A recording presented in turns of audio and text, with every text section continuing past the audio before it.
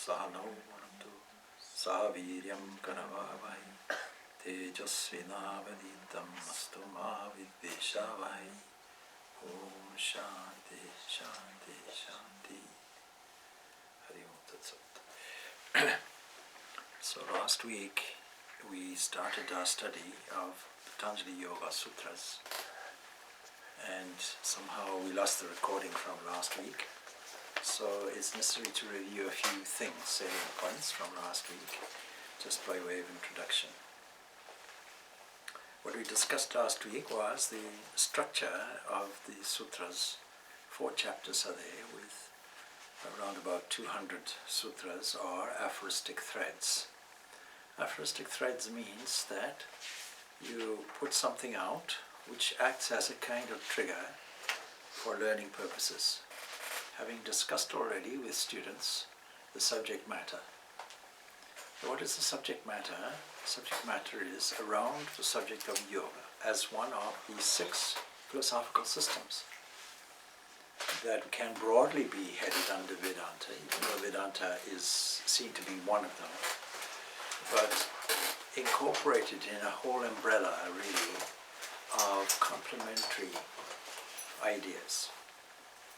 For example, the yoga philosophy fully uses the entire Sankhya geography of the mind, geography of the cosmos.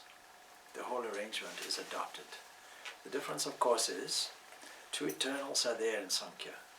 One is jivas, and the other one is nature itself, prakriti. Yoga introduces another eternal element called Ishvara. That is the most ancient teacher or knower, beyond which you can't know anything, otherwise you'd require another knower, and so it goes on.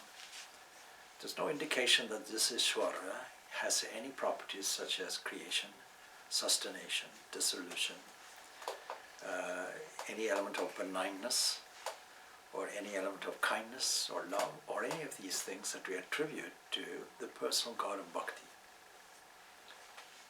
Now the subject of yoga is very appropriate, since I gave a radiant view, and because the whole idea of yoga is being promoted by the leader of the Irish Senate, and he wants this introduced into all the primary schools. Of course, you have to clear up a misunderstanding that yoga, from a Western point of view, seems to be primarily to do with promotion of health, the exercise as an alternative to any other form of exercise, such as swimming or gymnastics or athletics or any of these things.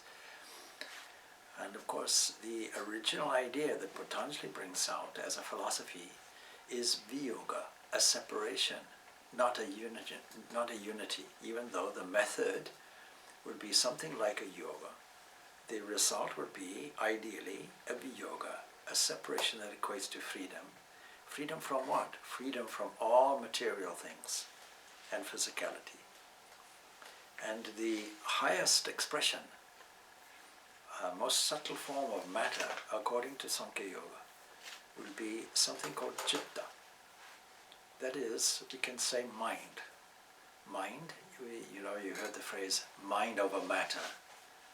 And some people say it means we don't mind and you don't matter, but that's not really what it is. So, mind over matter has no place in this idea, since mind is only subtle matter, and matter is gross mind. Subtle waves. The whole universe is perceived as waves. Very, very much akin to what we find today in ideas on modern science at a quantum level, or even at the large cosmological level, because we find gravity comes to us expressed in waves, gravitational waves. And the whole of the physical science relies on fields in which waves operate. Electromagnetic field in which many, many waves at different frequencies and different distinguishing planes, like aeroplanes flying in the sky, different altitudes are there. In that same way, we can accommodate different wave systems. Radio waves are there, the gamma rays are there, X-rays are there, and visible waves are there, audio waves are there, waves that accommodate the photons, so we can see. And also, all these waves are there, a permitting area that enables wave systems everywhere. And it's seen that the mind, being an object has no different characteristic to it. It's just that it's very subtle. Have you ever seen love? Anybody ever seen it? What does it look like? Can you give me a packet of love, please? See? It doesn't make any sense. Give me a hug is different. There's some physicality there. Everybody understands that. Yes, give a hug. Everybody should give a hug. But how can you hug love? You see, it's difficult. Beauty. You say beauty is in the eye of the beholder. There's a humorist who said, get it out with objects. So beauty, what is beauty? It's a kind of indefinable thing which we know is there. And there are some people with certain philosophy, logical positivism, for example, that says, I don't believe it if I don't see it. So that means, of course, that whatever you're thinking, I don't believe. And if you say you dreamed last night, I won't believe you because I never experienced it myself. In which case, it makes our situation here in this room awkward. Because, you see, it means that there's a non-existent thing on your side of it. And I only am aware of my own thoughts and my own words. I have no guarantee that you ever heard a single word. So that's the flaw in the argument of logical positivism. Nobody will really accept it, except maybe in theory or something. So mind is something that can be observed. It's just that we cannot define it because it's very subtle. Yet we know it's there, and we know it's subtle. And we know also that everybody has it by inference, because we share the same experiences. I say I dreamt last night, you also say I dreamt. That means by inference we can say all people dream. Now of course the logical line, according to the rule of logic, if there's one exception to it, then the whole thing gets broken. But so far as we know, it seems everybody dreams, and not only everybody, but we know that dogs dream. There's evidence of it. Running, fast asleep, eyes closed, and yet it's chasing some invisible rabbit somewhere. You ever seen that? Yeah. Do you have a dog? You don't have a dog. If you ever get a dog, you'll see that. Of course, a dog requires a big place to run and so on. So yoga is a very scientific presentation, and it wasn't really in line with modern physics 150 years ago or so. Only now do we find this alignment. So that you all know, Swami Vivekananda made friends with the great genius, really, of his day, Nikola Tesla. Much maligned since, but in his day he was reputed to be the person on electromagnetism, the person who was involved primarily in the whole concept of electrical energy in that form, and maintained that since energy is everywhere, we should be able to tap into it everywhere without receiving a bill from the ESP. So these were some of the ideas that he had. And Vivekananda asked him, you see, these are ancient yogis, I'm paraphrasing, these ancient yogis understood that this energy and matter, of course in those days they didn't say energy, they said force. This force and matter seem to be the same thing, according to the ancient yogis.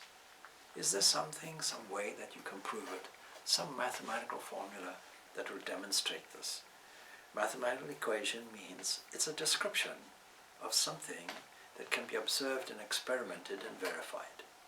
Is there something like that? And anyhow, it never happened, obviously, although we have evidence of this request, and even I'm going to meet Mr. Tesla. But obviously nothing happened, and we wonder if this E equals M that came out later in 1905 in an appendix had been as a result of Nikola Tesla's and Swami Vivekananda's dialogue, whether the whole face of physics would have changed historically. We now know that, tried and tested, that energy really is all there is. But then what is energy? Can you give me a cup of energy, please? That also has no meaning. No more than a cup of love, or a cup of compassion, or a cup of anger for that matter. Any of these things are so immaterial to us, and yet we know they are there. All behavior really is this twofold association of reaction and recovery. And we'll talk about that later when we talk about the technique of yoga, how it's important to control not only the reaction ultimately, but also the recovery, bearing in mind that initially reaction is something we have no control over. So, the being a sutra literature and attributed to Patanjali, which we talked about last week, we didn't know exactly who Patanjali was, but most people attribute him to about 300 BCE.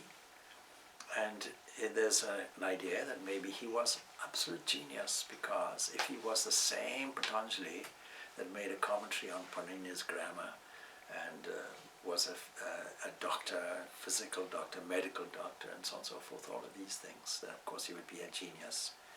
But we're not really concerned with that one way or the other. The sutra literature is very difficult to understand, and it requires a living teacher to do it, simply because of the subtlety. And more than that, even the living teacher will take various commentaries. Vyasa's commentary, for example, is a very powerful commentary, albeit brief. But he's able to explain in such a way that we get a good overview. But then a great man called Vachaspati's glass is necessary to explain, to make a commentary on Vyasa's commentary. And unless we have these things, that's on the one side, we have no real idea what these sutras mean. That's the one thing. Then we take these commentaries as authentic and authenticated. But a living teacher is required to see, does this match my own experience? Is this what I feel is there, what I think is there, from reasoning, from logic, from scriptural knowledge elsewhere, and also from personal experience, direct experience. So, this philosophical system is one of 6 orthodox philosophical systems, or darshanas. Uttarimamamsa being what we might call Vedanta. And Uttarimamamsa is classically what we adopt and use it as an umbrella to see the difficulties that we find in these other philosophies. Can we reconcile it in an umbrella way, in a generalized way, but always using Shruti as our guideline, always using Shruti being essentially, in our philosophical context, the Upanishads. So, these are some of the things that we discussed last week. And yoga as such, if we were to see, we find it's one of 4 different types of approaches. And that means that this subject matter is entirely to do with the process of meditation and the process of the mind. And so what that means is, while all the 4 yogas, Bhakti Yoga, Karma Yoga, Jnana Yoga, and then Dhyana Yoga, but all these 4 processes are psychological processes. Of course, the Bhakti Yogi may object to that. But you see, all of them say we have to control the mind. All of them say we have to control the senses. All of them mention control. And essentially, when we talk about the senses, and all these systems adopt the Sankhya geography of the mind, then we have to acknowledge that these senses are internal. Just as when you see a tree and close your eyes, you can reproduce the tree in your mind's eye. So imagination is a part of it.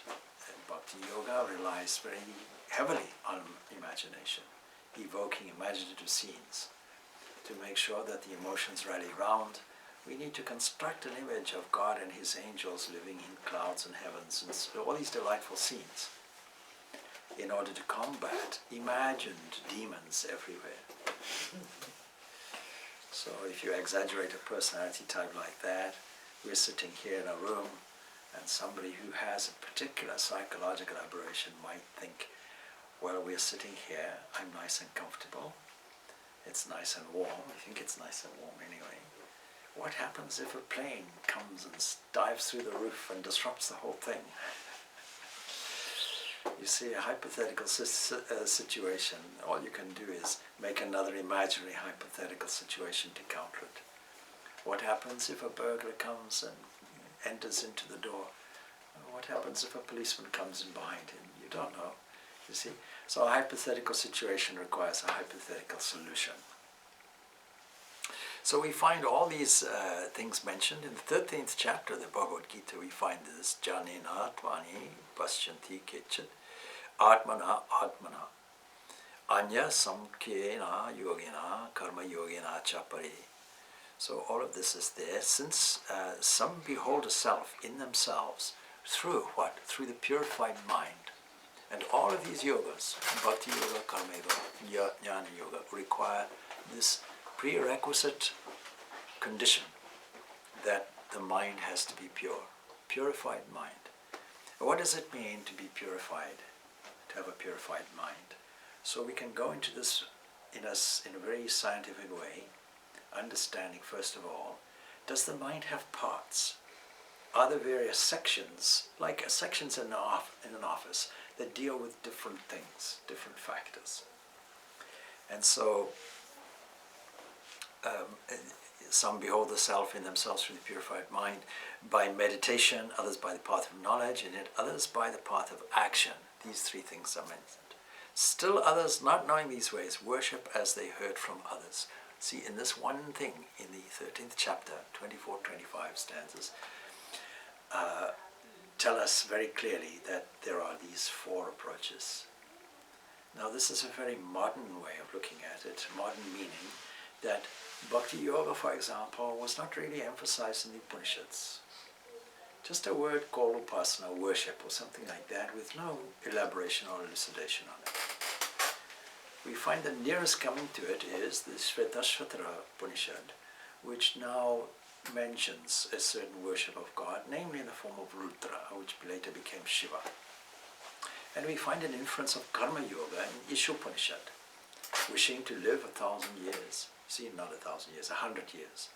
1,000 years would be a bit difficult. Who knows with artificial intelligence on our side?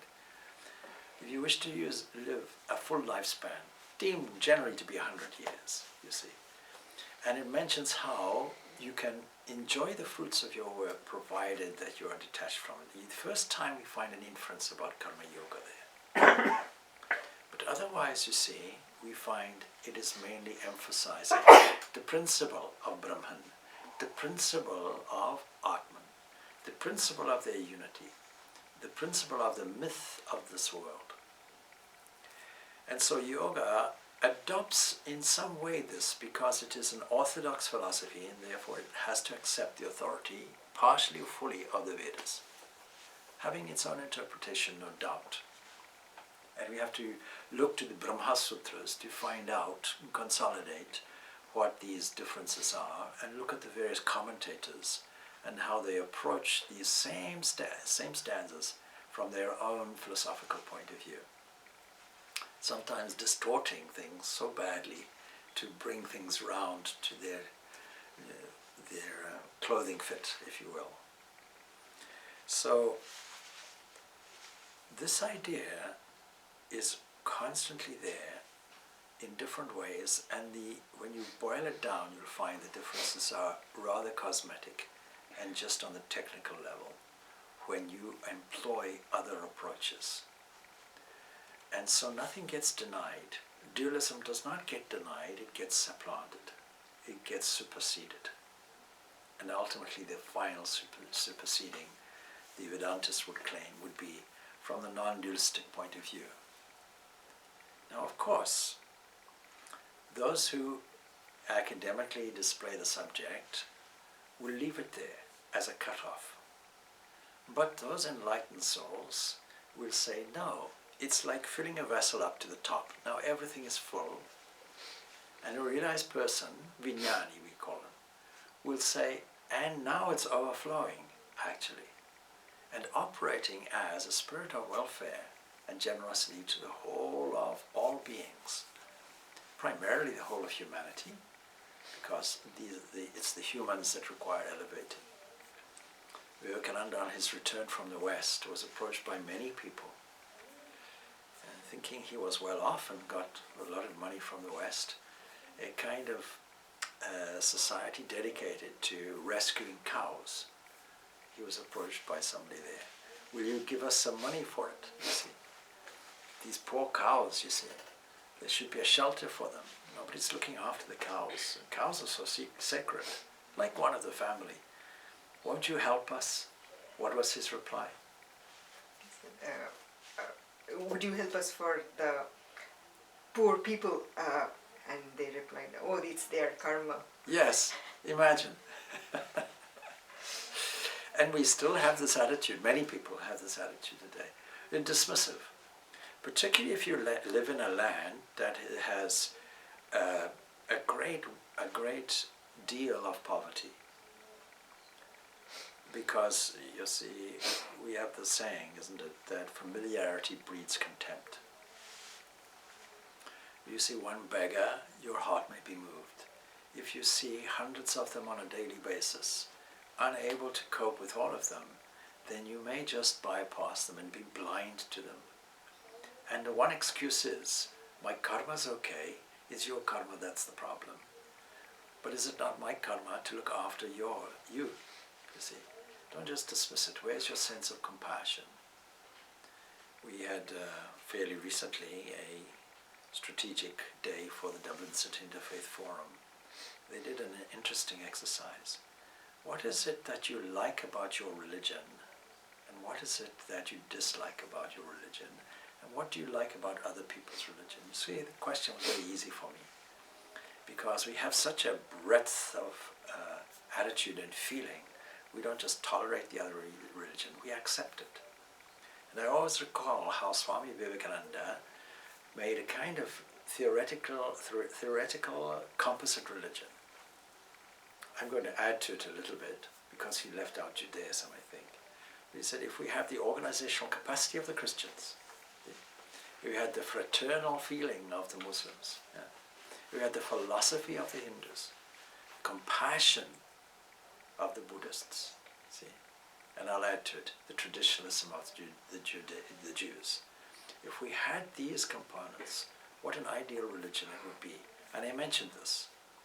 And then I said, you see, and this is not just me, Swami Vivekananda felt this strongly as well, that Hinduism and Buddhism required each other, and still require each other.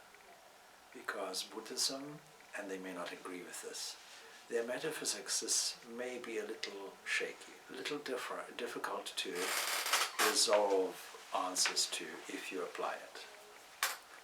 Whereas Vedanta does it very succinctly and aptly. And we see this, no greater example of this do we see when we study the Brahma Sutras, and a whole section knocks the Samkhyas left and right, knocks the Buddhists left and right, knocks the materialists left and right. And the varieties of Buddhism coming under nihilism, idealism, realism, and what did I say? Realism, idealism, nihilism, those three sections. So, knocking these various approaches, but what a terrible thing the untouchability is in India. And we may say, this is not really part of the religion. We may dismiss it like that. The real caste system, we may say academically, the real caste system is fourfold. There's a question asked to us in Limerick, what about this caste system and so on? And I pointed out the social necessity for four groupings. But we've gone beyond those four groupings and made a fifth caste, the untouchables, and dismissed it maybe, it's their karma. See? So we just ignore it. It's their problem. They have to work it out.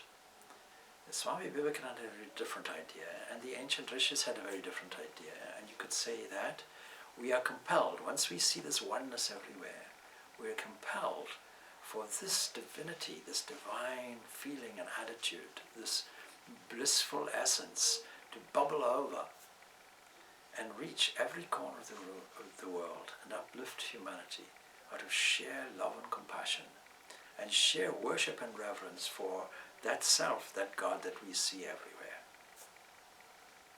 So somebody mentioned the Bhagavad Gita who has this quality of sthita prajna, the steady wisdom. It also means steady mind. And this Raja Yoga addresses it very directly. This Dhyana Yoga, Raja Yoga addresses directly, and it is purely a psychological system that can be applied to all the others, and in a direct way. The others are indirectly. When we fill the mind with love of God, then it's displacing everything else. This aspect of control, direct control, is not necessary. This idea of discernment, this idea of renunciation is dealt with in an easy and natural way in Bhakti Yoga. Karma Yoga requires the psychological quieting of the mind, that is, making sure that activities and reactions and responses do not disturb the mind by revaluing things in such a way that we live in this present moment and don't get attached to the consequences of our actions. The results. Result orientation creates anxiety. There's a psychological component. It's exactly the same with Jnana Yoga. Jnana Yoga makes this constant discernment. What is real, what is unreal, what is permanent, what is impermanent. This constant discernment is purely from the buddhi, from the intellect.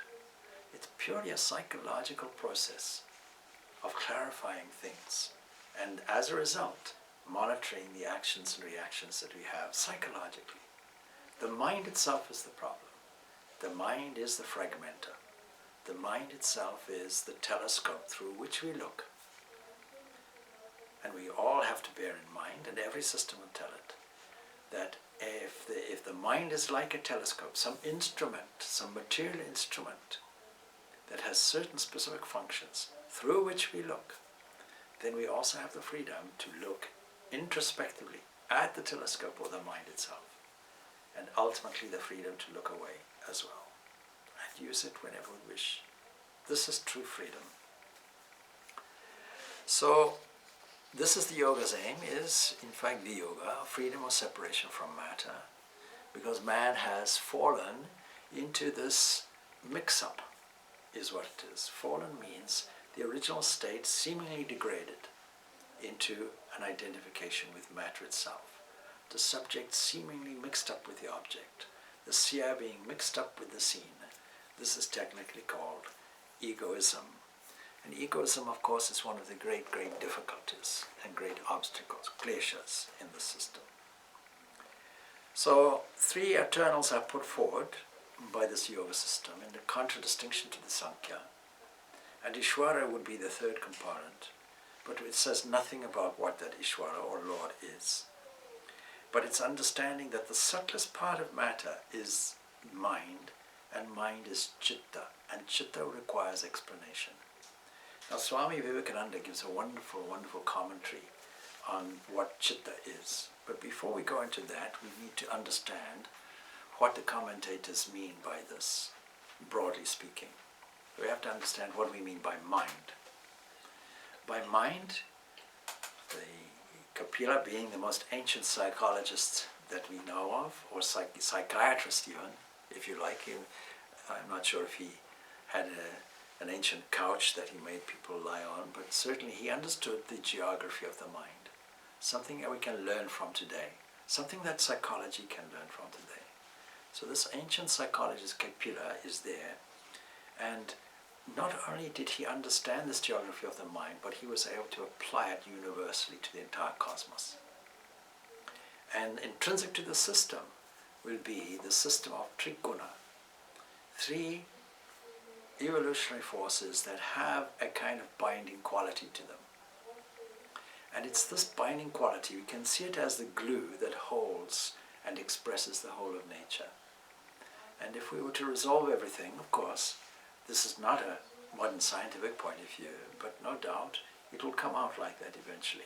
Something that is true and will always was true and will remain true for all time.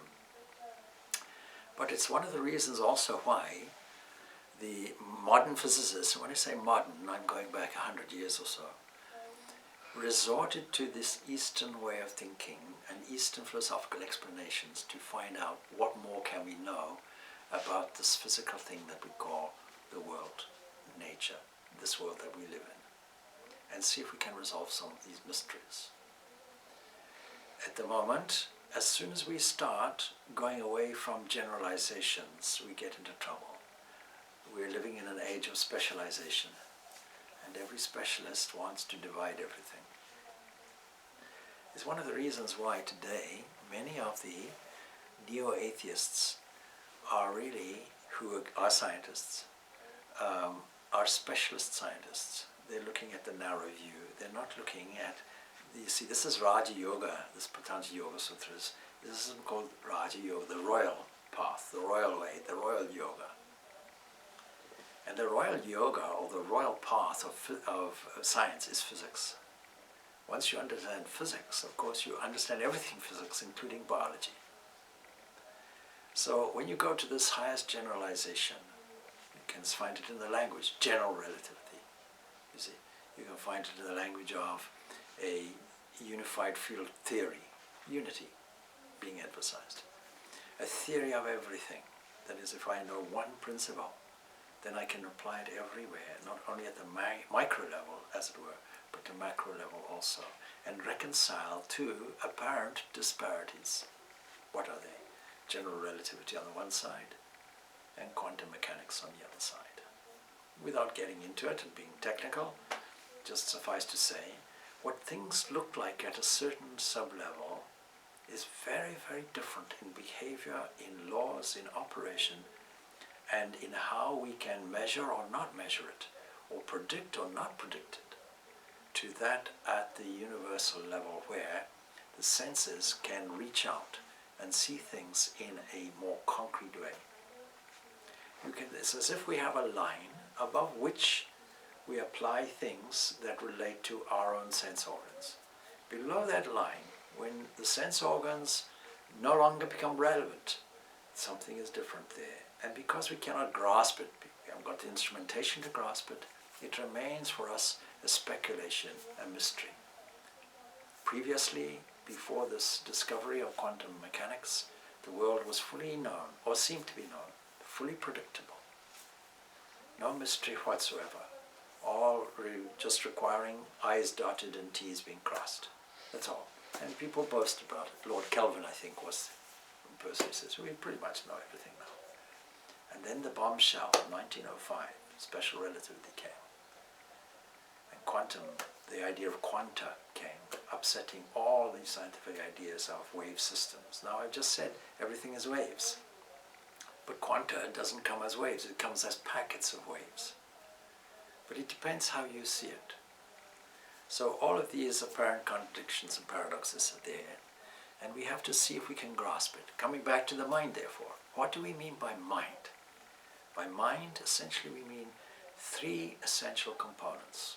There are more, you break it down further, but three essential components are there. What is called Mahat. Mahat, the great principle. Also called Buddhi, which can be interpreted as an intellect. Not to be mixed up with intellectual. More accurately, something that shines forth and enables us to identify something with a knowledge, from a knowledgeable perspective, allows us to know something. And by applying this buddhi, which is principally applied in discernment, which acts as a kind of executive faculty, a decision maker, which operates in the realm of what we popularly call free will, this willing entity we call buddhi. Now, if this relates to the mind, and the principle of Samkhya is what operates here at this level will have to operate everywhere, the cosmos also necessarily have to have a Mahat. And bear in mind, all this is part of nature.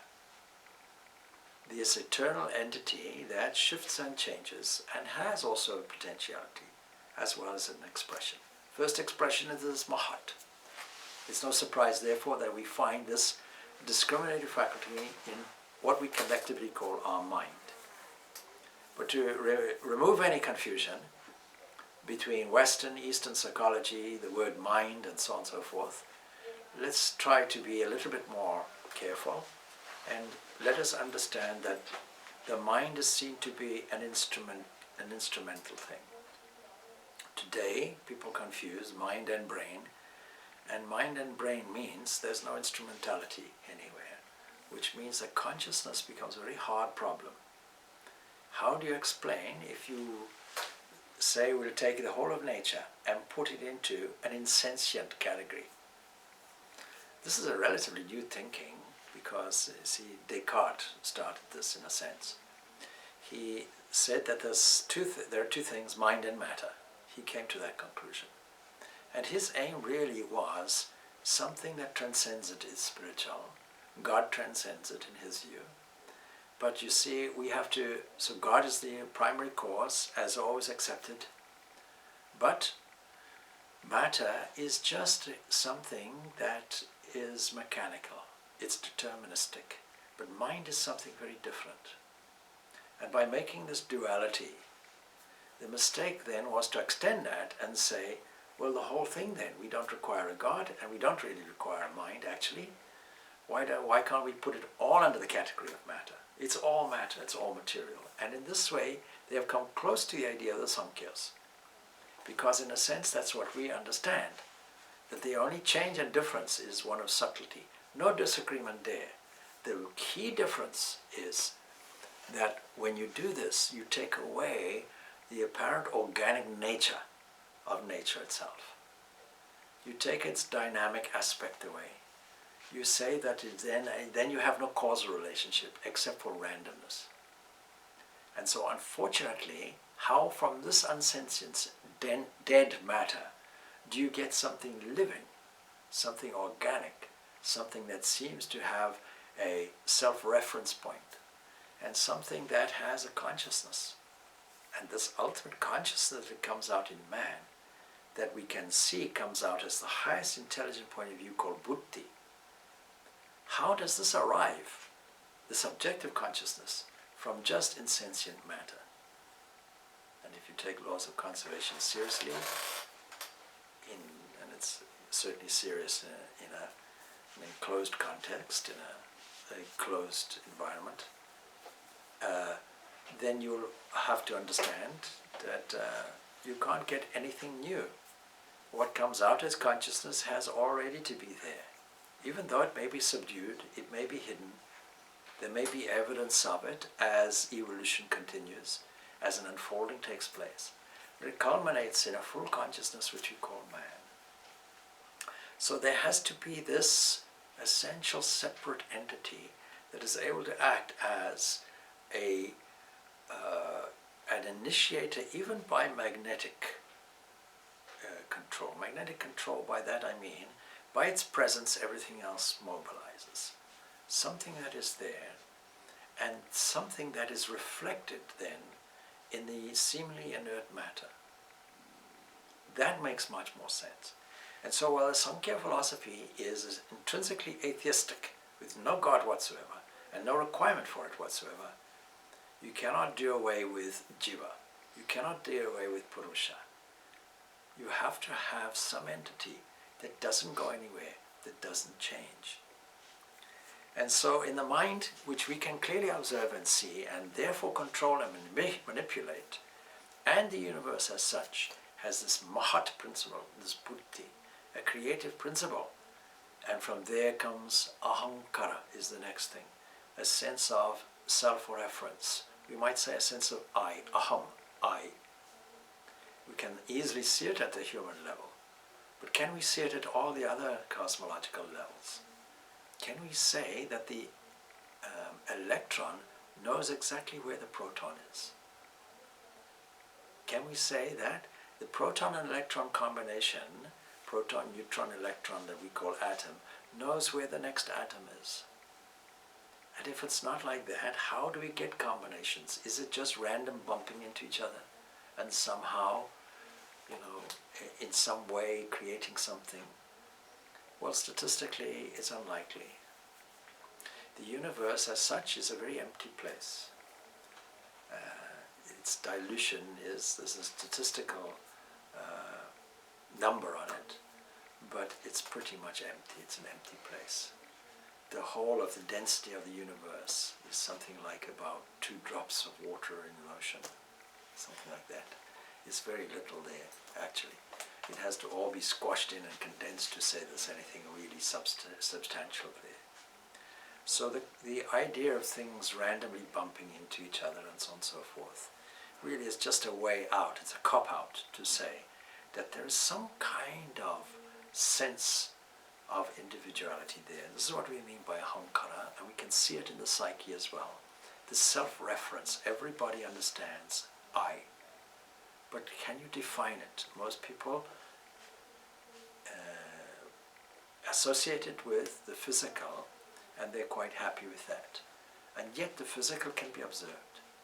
The various components and functions of the mind can be observed, indicating completely that there is a separate entity. So you can't get away from that. You can do away with the God if you like, but you cannot get away from this intrinsic entity that we might call spirit, since it's non-materialistic and does not belong to the category of prakriti or nature. So what is the yoga's remit? Yoga's remit really is that the other third component I should say is classified as manas. Manas, the vehicle, material vehicle through which thought operates. But you cannot, this together comprises chitta. And you cannot really get away from the fact, you see, that the yoga's remit therefore is to be free from this chitta, because the characteristic of the chitta is twofold. What is clarified as pleasure and pain. Pleasure and pain are the characteristics of this, and everybody really wants to get out of it. And when that freeing takes place, then we are in condition of what is called swarupa, a kind of non-material state. Even in the celestial region, if we accept that, celestial worlds like heaven, would have to conform to this threefold pattern. And the threefold pattern there would be Ishvara, Prana, and Shri. You can put it in a Christian context, Father, Son, Holy Spirit. Or you can put it in a Hindu Trinitarian context, Brahma, the creative faculty, Vishnu, a sustaining and pervading characteristic, and Shiva, whose characteristic, his feminine characteristic, will be dynamic energy. And so you have there the same concept. And people, of course, put Shiva, the auspicious one, in the category of destruction. And we welcome that, because we can put it like this: we welcome a destruction of ignorance, and ignorance is what we're suffering from. So we're suffering from a forgetfulness and taking on a reflected reality as the true reality. I think it's the Mahabharata that carries a funny story. You see, there was a farmer who had pigs. And this came to mind because yesterday at lunch we were discussing the Portuguese diet, and they were saying they ate a lot of pork. So the farmer, being brought up amongst pigs and understanding their sound, cultivated, we should bring the children in for this story, actually, just very quickly if they want. If they don't want, we'll leave it, just to give them something to listen to as well. I'll pause a little bit while we bring those children in.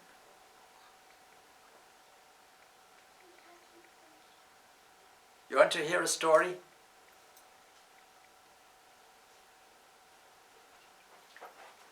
Oh, I'm going to tell you a story. Once I've told the story, you can go back. Yeah? All right. Okay. Yeah. So I have a story for you. You're going to listen anywhere, from the door or anywhere. So you see, there was this farmer who had a lot of pigs. And what sound do pigs make? I don't know if anybody knows. What sound do pigs make?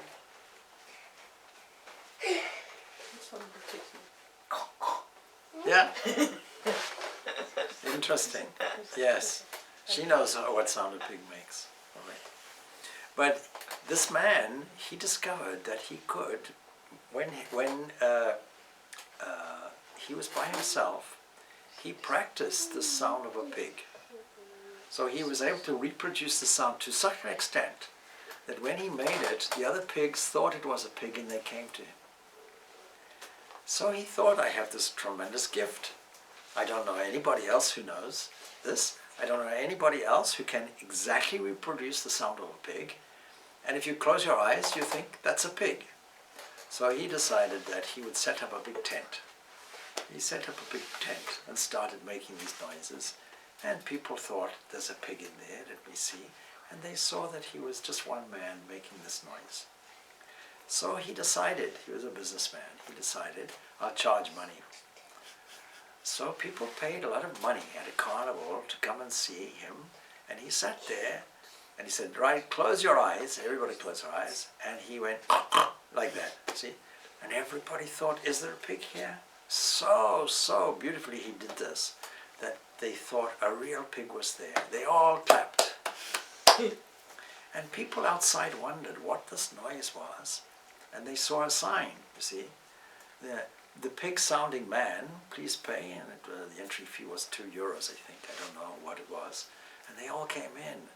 And of all the tents and displays in the carnival, this was the most popular. People were lining up round the corners to see this remarkable feat of this person. Now a wise man saw this and thought, you know, I think I can do better. And you know what? I'll set up a tent, but I won't charge any money.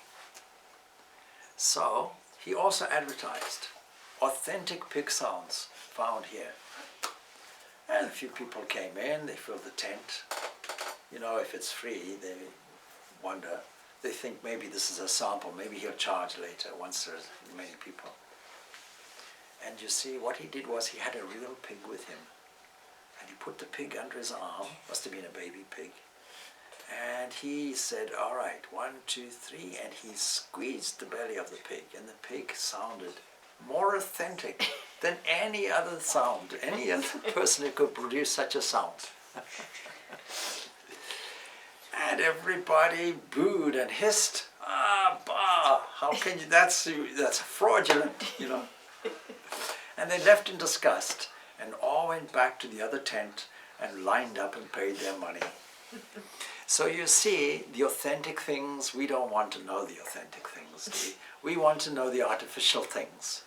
And in this way, we assume that all this nature and so on, the mind and its components, is the real light, the real thing that shines, the authentic thing. But it's not. It's just an echo. It's just a symptom of something that is there. It's just a reflection of this great entity which is there. And the buddhi, which is the shining light of the intellect, this consciousness that we observe, we assume that this is our real entity, but it's only a reflection. That's the point. Anyhow, that's the story. You mentioned some reference to Mahabharata, but yes, this doesn't seem like to be a... Yeah, no, it's in a different form. Oh, it's okay, there. right. In a less elaborated form. Right. I think it's there. Just before you start your next section... Even if it's not there, it's okay. Yeah, it's a good story. Yeah. I just want to understand that Manas, Chitta, Buddhi, these three altogether makes Mahat? No, Chitta is the whole thing. Chitta comprises these three elements. See, and Ahankara. Buddhi, Ahankara, Manas. Okay. Now, how does it operate? We'll discuss a little bit later. I will just give a brief story. Swami Prabhavananda, when he puts this How to Know God, which is a very wonderful English version of this Patanjali Yoga Sutras, put in simple language, orientated toward all religions. So he gives a simple example, a man in a field. There is a bull running, but from his point of view, something is moving. That much registration is known. Then a cross-reference tells him, this is all within the realm of Manasa. Manasa also incorporates Indriyas, the senses. And so we can even add that, and we can say Indriyas as well. Indriyas from the lowest level, Indriya, Manas, we can say Buddhi, Ahankara, like that. And Buddhi is there as well. So all these components are there, collectively called, and is a beautiful expression and concept, Antakarana, that is an internal instrument. The internal instrument in a car is the engine. So the mind is like the engine of this totality that I call body-mind complex. This earth car runs essentially on a fuel which we had yesterday probably, or even for breakfast. And part and parcel of that is a neurosympathetic system which we call brain. We have to be careful, because I made a correction yesterday when we were doing the yoga class, that when we talk of brain, it's not an isolated system in the head. If you're able to strip away skin, muscular system, all these things, and you're left with the sympathetic nervous system, you have brain attached very, very much so to the whole spinal column. And that in turn is attached to all the nerves that go out. Like if you can take it out, you can take it out like taking out a jellyfish with its tentacles. That whole thing is one thing. The brain is not isolated from that.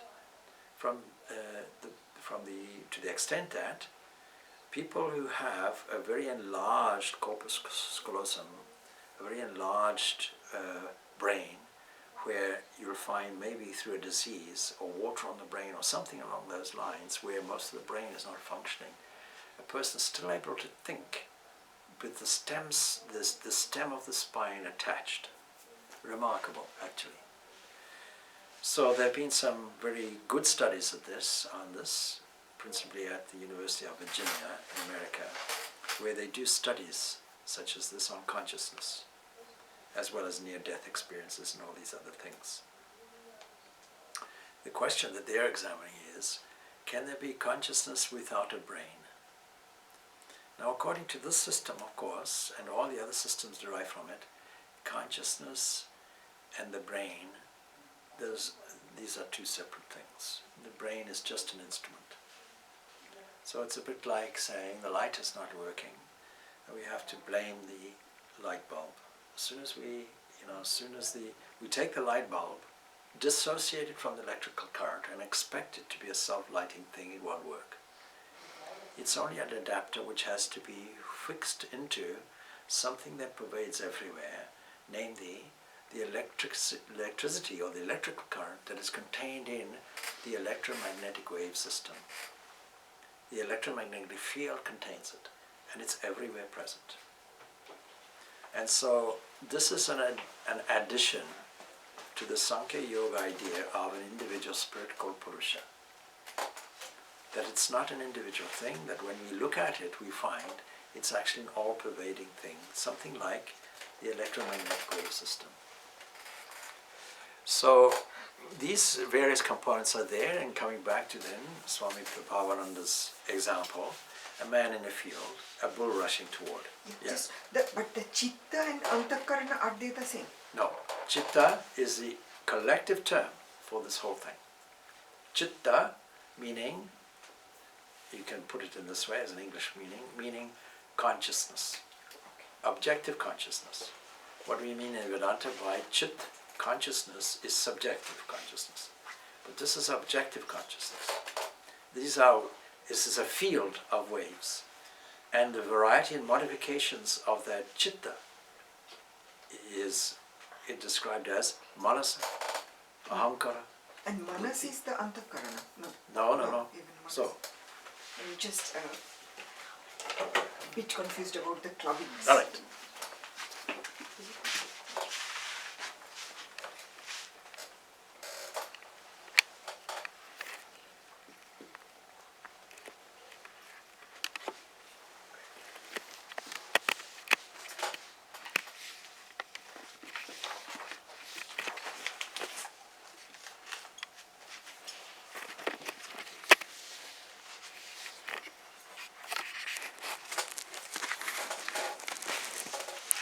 So this whole thing is called chitta. Chitta is a field of waves. Chitta is a field. Now chitta is also used in another way, because chitta is also used for the desires that arise from here. Alright.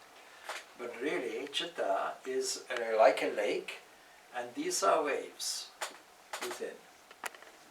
And these waves form three categories, and these three categories are the three gunas: sattva, rajas,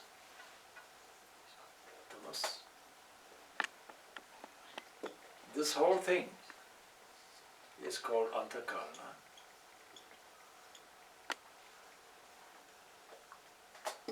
Antakarana comprises chitta, and chitta is a series of waves that come out as manasa, ankara, buddhi.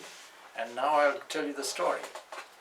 So a man standing in the field, a bull rushes towards, unknown and unknowable, until a process has gone through. So the bull comes here, object, let's say bull, is running. Manasa says something is moving, and makes a correlation, because within this is also memory. Makes a cross-reference. And it's determined it's a bull. This determination comes from buddhi, it's a bull. And ahankara says, it's running towards me. What will I do? Buddhi says, please run up a tree. Select a tree and run up it. So I select a tree and run up it, and the bull there trying to charge the tree, and the buddhi says, don't worry, you're safe. So there's a series of things that go on. Now, if we want it in a more detailed way, this registration comes through indriyas. And in Swami Vivekananda's commentary, he makes sure that we understand that the sense organs and the senses are different. And he uses an example. Supposing a sleeping man is there and you open the eyelid, or the eyelid. The sleeping man's eye is open but does not see. One more thing is necessary, attention is necessary. And it's this attention and combination of all the reporting things that come in that make the scene. Now you can use it as a different way, and another kind of analogy. Supposing you have a big office block, and somebody comes with on a motorbike, let's say DHL, and delivers a package. The reception area takes the package, identifies it, it's a package, says we need to put it to this department. And the package belongs to us. We take it to the department, discriminating department, unfolds the packet and says it's this, and makes an executive decision, this is what we should do with it, and it feeds it back. This is the process. You get the idea? All right. So the mind is like that. There's a reception area, there's a memory area, a discerning area, and all these are waves. And there are 5 varieties of waves that we'll find out later. So that's the example.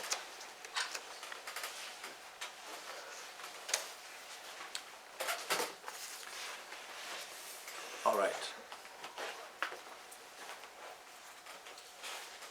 Now before we elaborate on that, we just go probably to the first sutra which is there. And we went through this last week also, Artha Yoga Anushashanam. And again, because it's a sutra, a thread, then we really have to explain every single aspect of this. So, what does it mean? Oh, I see.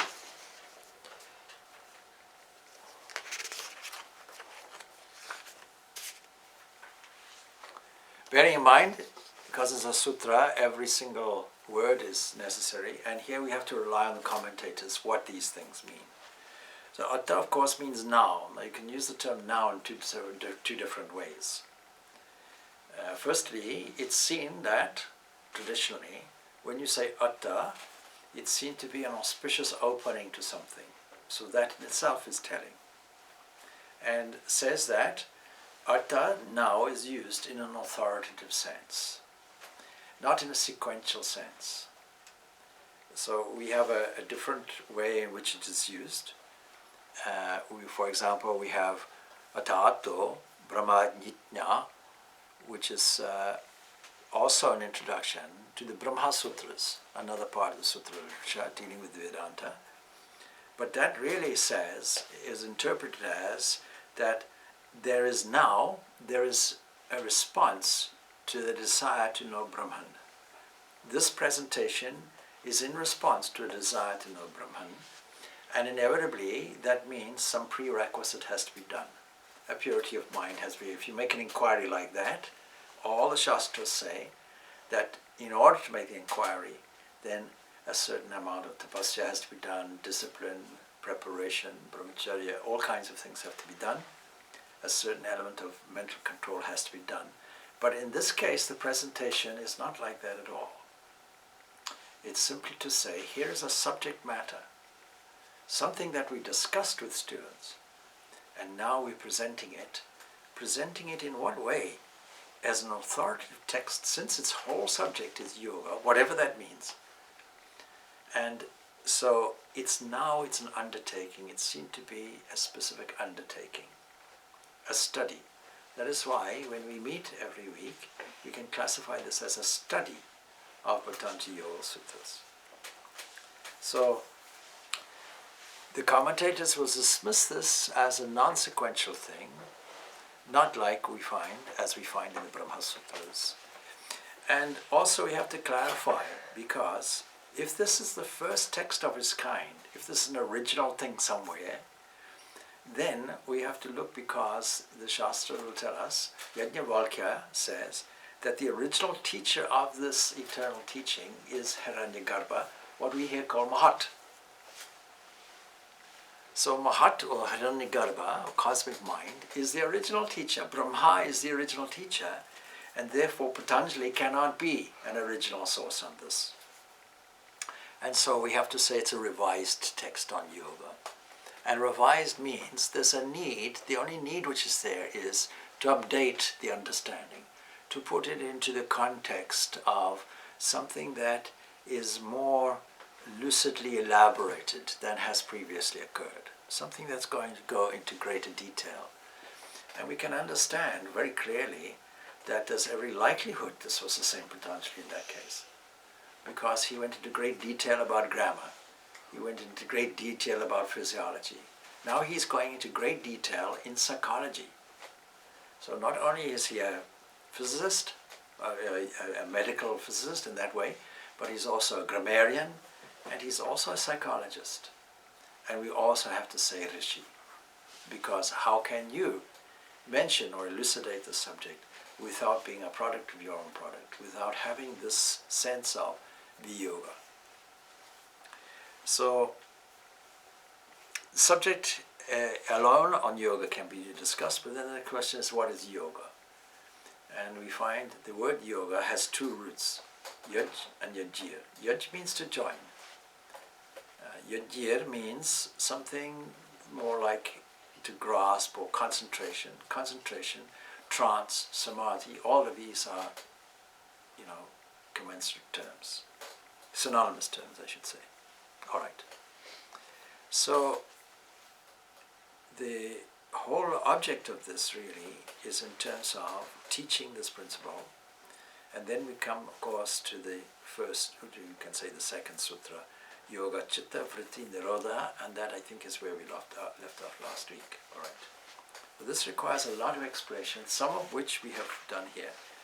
Now, if we understand that the totality is called Chitta, psychological totality is Chitta, we can now understand this statement. Yoga, Chitta, Vritti, Nirodha. And last week we mentioned these various propensities of the mind. And in describing what is yoga, the commentators also mentioned this. So do you remember what they are? Kshipta? Huh? Then what? Vikshipto ekagro. Yeah, okay. So we put it here.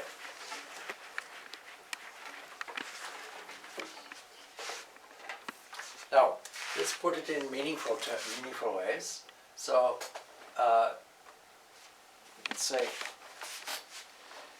we could say wandering.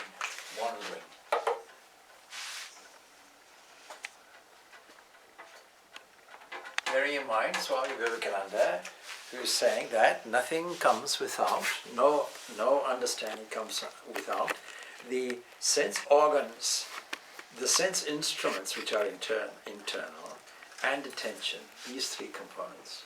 The attention part would be in the manasa.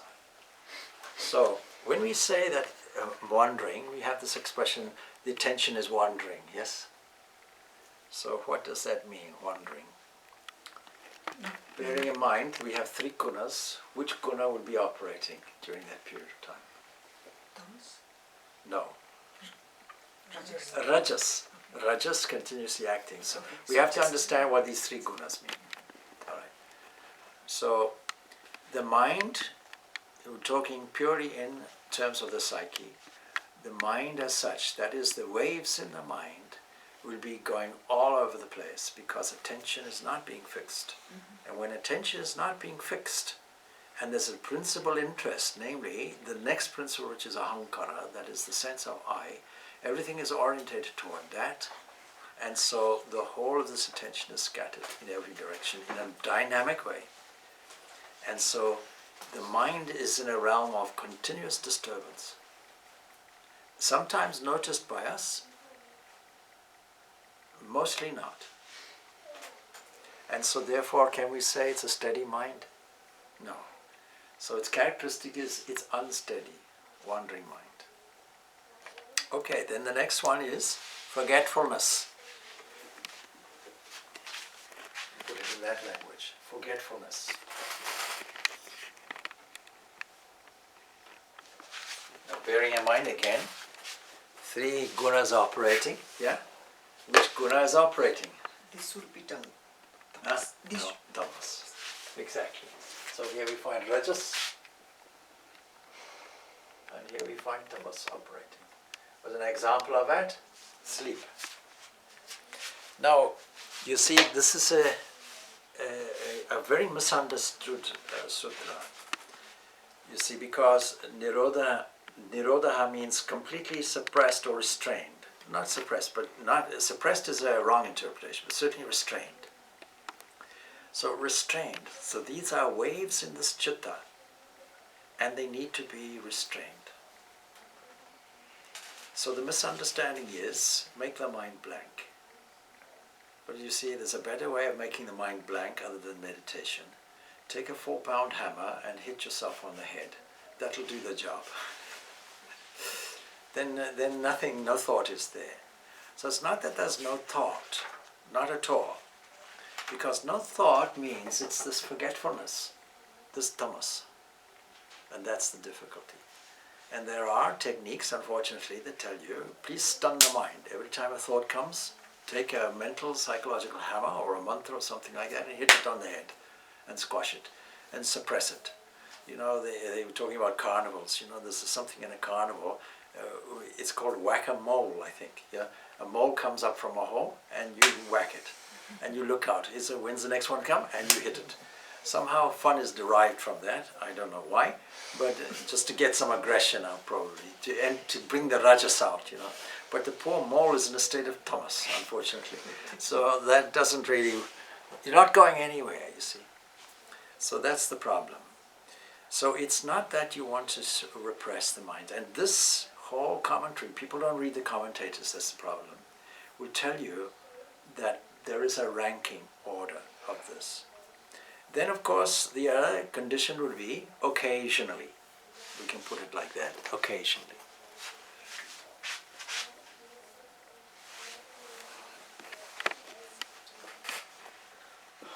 But largely, so this is unsteady. This is also blank, and this is mostly unsteady. Because occasionally means, occasionally my attention gets caught, but mostly not. So this is more unsteady than wandering. No, it's a kind of a little bit better. Oh, okay. A little bit better than wandering. It's more than always. Yeah. Sometimes I get it. Yeah, right? yeah, Okay. yeah. So there's kind of in between. Sometimes the attention is there. Now, this presents us with a classification, because all of this, none of this is yoga. Yoga, none of that is yoga. Bearing in mind that yoga means concentration. And obviously none of that is classified like that. Now this is made very, very clear in the commentaries, and maybe they're anticipating this idea that you want to make the mind blank. Although it's not specified like that, we can see that there must be a reason why this clarification is there, that they're specifically told that these, particularly the last one, this occasionally, is not yoga. Because there's no real concentrated effort there. The next one, we start yoga, ekagra. So one pointed.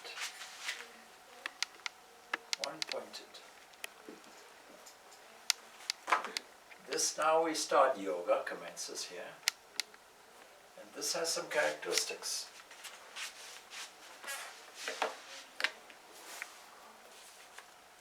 Samprajnata samadhi is the result of one-pointedness.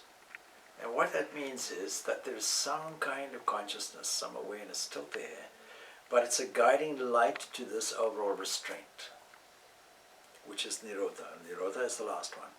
So this last restraining means asamprajna. That means that there is no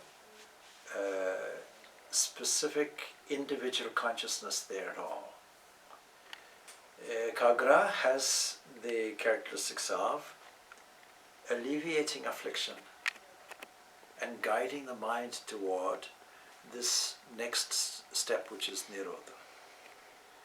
And so therefore, in terms of yoga, this is the one thing that has to be taken up, is this one-pointedness. Can you see how different that is to suspending all thought? It's quite the opposite of it. And that characteristic is the only one of all these so far that has the characteristic of steadiness. Sustained steadiness will have the function or the result of being blissful. But still a sense of separation will be there. That means still a modification will be there. And so Nirodha will be that there's absolutely no modification anymore. Nothing. Don't try and aim for that first. That will be like hitting the mole. Alright? Don't hit a thought or a series of thoughts as soon as it arises with the hammer of a mantra or something like that. That's not a good technique. That doesn't create steadiness. All that creates is hitting the instrument, misusing the instrument that you have, which is leading you to a state of yoga or a state of viyoga, really, a state of the separateness, which we can also call, if we take this other derivative, that is yaj, a kind of union, a junction. So we can say that we can use the term yaj as an end, as the final thing, a kind of mystic union if we use the Christian language. But the process is yajya, concentration. And concentration to its fullest extent means that there be a unity. So ekagra has this, it unites the subject with the object in this sense that the true nature of the object is discovered. Whatever the object may be, its true nature is discovered. Now we have to put in Vedanta here, because according to Vedanta, then the whole of nature is only one thing. So we have to supplement it really with this Vedanta supplementary position. And there's a reason why the Vedanta Vyasa has made a commentary on this, with this in mind. So that we say that anything, when you trace it back to its source, when you find out its real nature, will lead you to only one thing. And that is what Vedanta calls Brahman. So we'll leave it there on this second one. Next week we'll elucidate a little bit more on this particular sutra, and then we're free to move on to the next one. Om Shanti Shanti Shanti. Peace, peace, peace be unto all.